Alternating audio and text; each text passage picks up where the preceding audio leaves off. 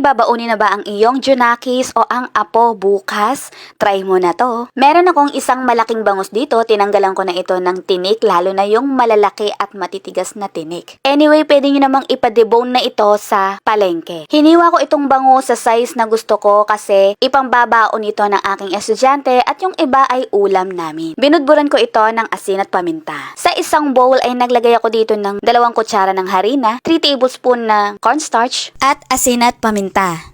Hinalo ko lang itong mabuti at naglagay ako dito ng isang itlog.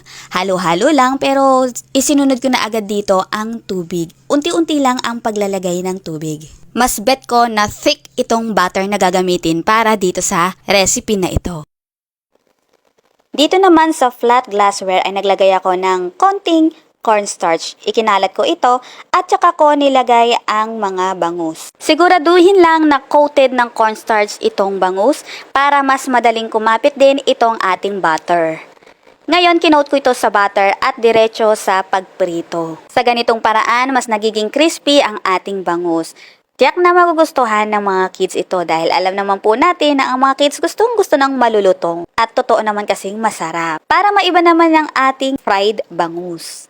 At kapag fried bangus, iba-iba tayo ng interes pagdating sa sausawan. Kaya nagmelt lang ako ng butter, tapos naglagay ako ng 2 kutsarang harina para makakreate ng roux. Tapos nilagyan ko na ito ng tubig na kung saan ay nagdissolve ako dito ng chicken cube pero pwede rin naman ng beef cube. I suggest na gumamit po tayo ng wire whisk. Ako kasi nasira kaya ito lang po ang ginagamit ko. Mas madali po kasing maghalo at mag-smoothen ang gravy. Ngayon tinimplahan ko po ito ng garlic powder, paminta at konting toyo. Please take note na habang tumatagal itong ating gravy ay mas lumalapot kaya dagdagan nyo na lang ng more tubig. Sa isang bowl naman ay nagprepare ako ng tubig na may asin. At para naman mas masarap ang baon, naglagay ako dito ng apple. Para naman ganahan ang ating mga estudyante at natanggalang umay pagkatapos kumain. At ito naman ay ibababad sa tubig na may asin na ipiniprepare kanina. Sa ganitong paraan, hindi po mangingitim ang apple. Pero don't worry, hindi naman po magiging maalat ang apple. Basta konting asin lang. At heto nga, ipiniprepare na natin ang crispy bangus na babaonin ng ating Junakis.